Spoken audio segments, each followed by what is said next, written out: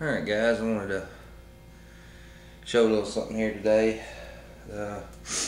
Misconception, if anybody's done any shooting, it's more angled towards new shooters. I wanted to show you the difference between, alright, this is some 147 grain Bulgarian surplus. This was probably made in the 70s or 80s. It's good, very good stuff to practice with. It is corrosive, so you have to clean your gun with some ammonia or salts, or with some ammonia or some hot water to break up the salts. But we'll set them to the side just to show you. And the reason why it's good to shoot is it's cheap. Full metal jackets, you can buy this stuff all day long. AIM, cheaper than dirt. You can buy it by spam can, for about $100.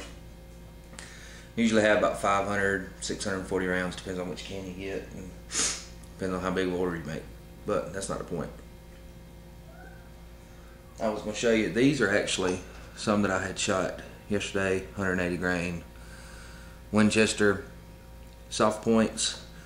And these are actually brass, where these are a steel case. I don't know if you can, sometimes they're kind of hard to tell.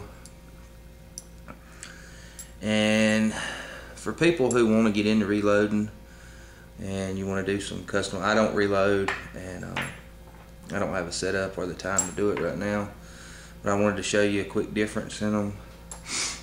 As you can see, most of the corrosive stuff has the red primer. It's like a color they put on there to signify that it's corrosive. And if you see the Winchester, does not, and it actually has a Winchester head stamp. So this can be reloaded. While this can be reloaded, it's not really a good idea to do so. But I'll show you a quick way to sort and check them out. Most of the time you can look at your head stamps. We're going to be talking about boxer primed versus Berdan primed. And I'll try and pick this up on the video, but I make no promises. I'll take our light, see if you can see down in there.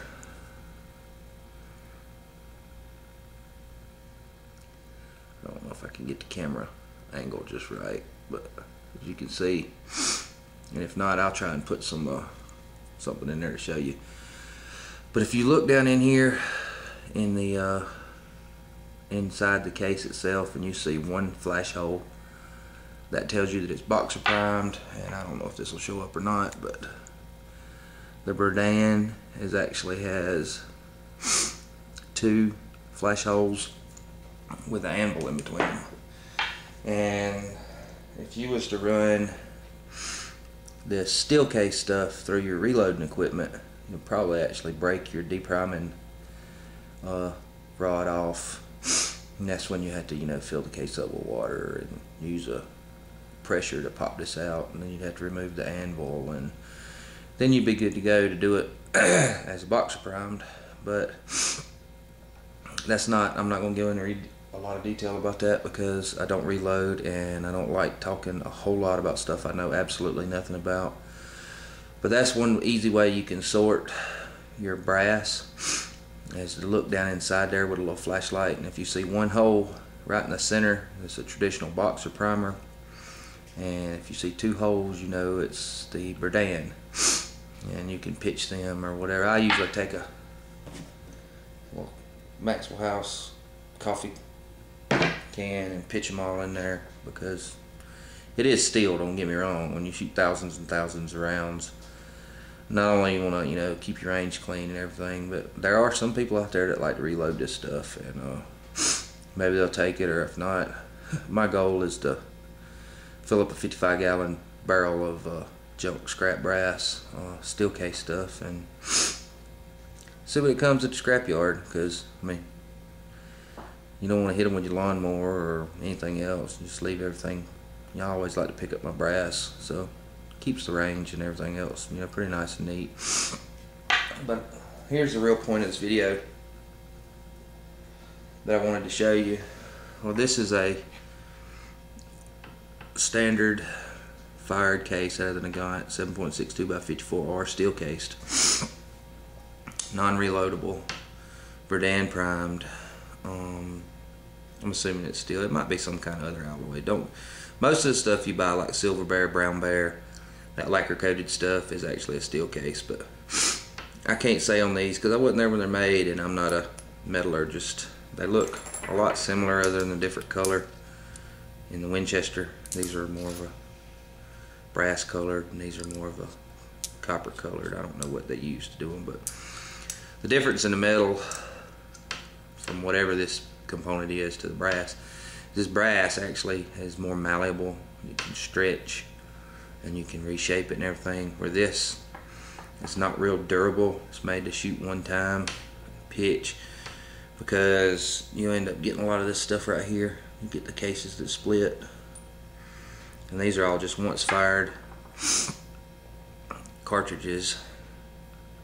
That's a lot of times why people, if you're going to shoot a lot of surplus stuff, they'll get a broken shell extractor, because a lot of these cases do rupture. Well, it doesn't hurt the gun, but you know, it's non-reloadable crap. So I just thought I would show you that. That's why, if shooting these one time could do something like that, once fired, could you imagine reloading? Trying to put some hot loads in this, and that could be really bad. But that's just why I don't I do always separate my brass. I always pick up all my brass, whether it's 22, you know, 38, 357, 40, 9mm, whatever. I always pick it up, put it in my range bag, and when I get home, sitting around bored, I actually have a little compartment that's a brass bag that I just flip the top up and dump it in, and then I'll sit down and sort it out.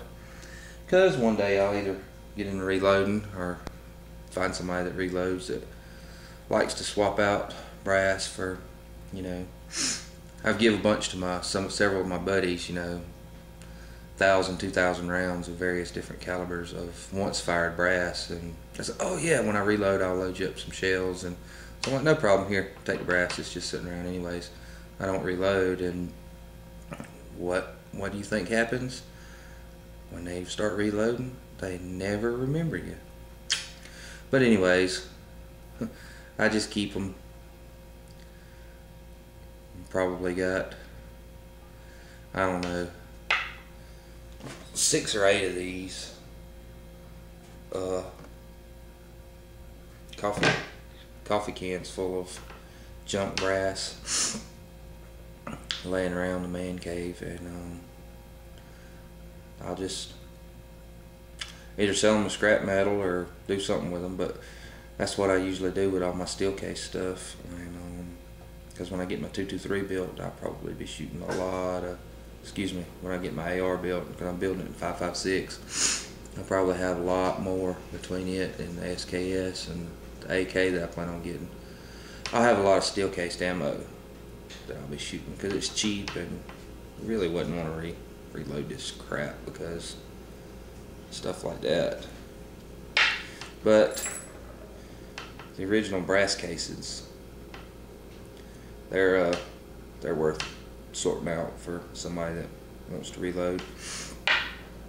Because if you look, the price of a box of brass shells, $21.99, and these are several years old. So versus these that you can pick up at the gun store for $5 a box. I mean, it's cheaper to plank with these.